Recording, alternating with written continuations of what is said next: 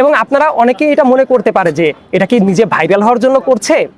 আপনাদের গুরুত্বপূর্ণ একটা কথা বলি, আমি যে ফেসবুক আইডি যেটা আমার আছে সেটাতে কিন্তু এইসব প্রতিবাদ করার আগেও 44,000 ফলোয়ার ছিল এইসব পোস্ট করার আগেও। তো এই যে 44,000 ফলোয়ার, এটা তো দিনে আরো হয়েছে, এটা অনেক ক্ষেত্রে হতেই পারে, এই ব্যাপারটা আসলে আমি খুব একটা দেখিও না। কিন্তু আমার যেটা গুরুত্বপূর্ণ ইস্যু, যেটা যারা মনে করে এটা কি ভাইরাল হওয়ার জন্য করছে, একটা গুরুত্বপূর্ণ আরেকটা প্রশ্ন করি আপনাদেরকে, যে আপনাদের ব্যর্থতার কথা তো বললামই, তা আমি যে এটা করেছি, আমি কিন্তু একটা কাজ করতে পারতাম। রাফসানের যে ভিডিওটা আছে দেখেন, মনিটাইজেশন অন করা, এই ভিডিও থেকেও সে কিন্তু ইনকাম করছে ব্যাখ্যার। আমার কিন্তু মনিটাইজেশনের পারমিশন আছে, যেসব শর্ত পূরণ করতে হয় সেগুলো করা যায়।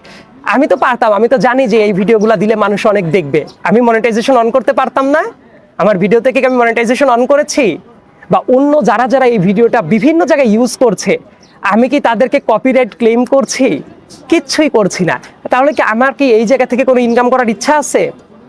এমনকি আমি আরেকটা কথা বলি, বিভিন্ন মিডিয়াতে বা বিভিন্ন জায়গায়, যত জায়গায় ইন্টারভিউ নিচ্ছে আমার বিভিন্ন জায়গায়, আমি তো একজনকেও একটা পয়সাও চার্জ করছি না।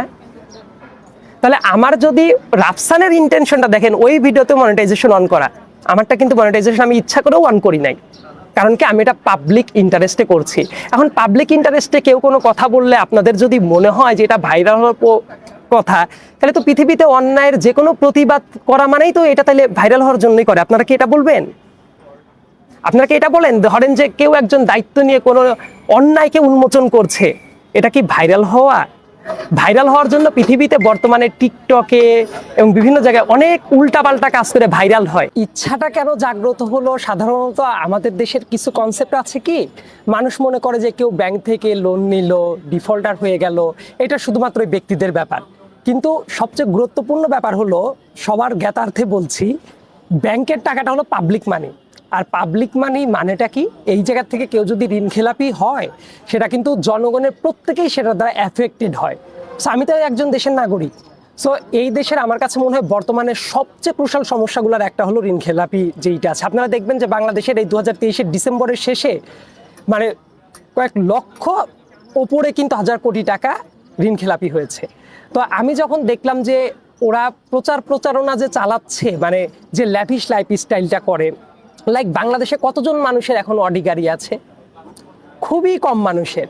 তো যে মুহূর্তে দেখবেন যে এই ফ্যামিলি অনেক লাক্সারিয়াস লাইফ লিড করছে, সে দেশ বিদেশের বড় বড় হোটেলে ঘুরে বেড়াচ্ছে, গোল্ডের জিলাপি খাচ্ছে, তারপরে দেশের ভেতরেও মানে বড় বড় গিভ অ্যাওয়ে করছে, বাইক দিচ্ছে, আইফোন দিচ্ছে, এগুলোতে কিন্তু আমার ব্যক্তিগত কোনো প্রবলেম নাই, কেউ দিতেই পারে।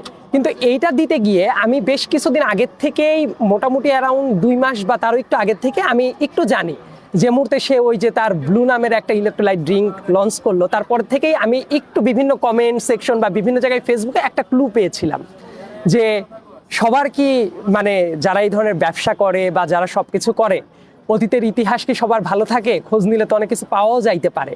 তো তারপর থেকেই আমি যখন দেখলাম যে রিসেন্ট সময়ে এইরকম গাড়িটা নিয়ে খুবই আলোড়ন তৈরি হয়ে গেল, এবং তারা ডিফেন্ড করছে এমনভাবে যেন যারা এটা নিন্দা করছে প্রত্যেকেই তারা হিংসা থেকে করছে।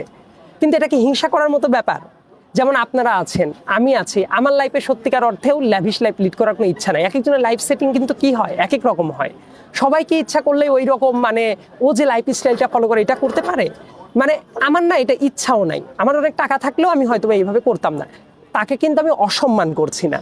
কিন্তু আমার যেটা প্রশ্ন জাগলো, তখনই আমার মনে হলো যে এই জাতীয় কি কোনো ঘটনা ঘটেছে কিনা। তারপর আমি তদন্ত করতে গেলাম, এবং আপনারা জানেন যে আমি হয়তো বা কোথা থেকে কোন তথ্য বিভিন্ন ভায়াতে আমি 4-5 দিন ধরে ইনভেস্টিগেশন করেছি।